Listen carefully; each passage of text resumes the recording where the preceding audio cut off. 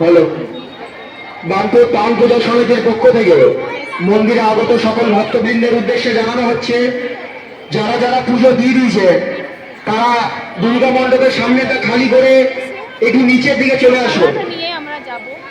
যাদের যাদের পুষ্পাঞ্জলি এবং পুজো দেওয়া হয়ে গেছে তারা দুর্গা মণ্ডপের সামনেটা ফাঁকা করে দয়া করে নিচের দিকে চলে আসো। আর যদি কেউ নাম সংকল্প করতে ইচ্ছুক থাকে তাহলে আমাদের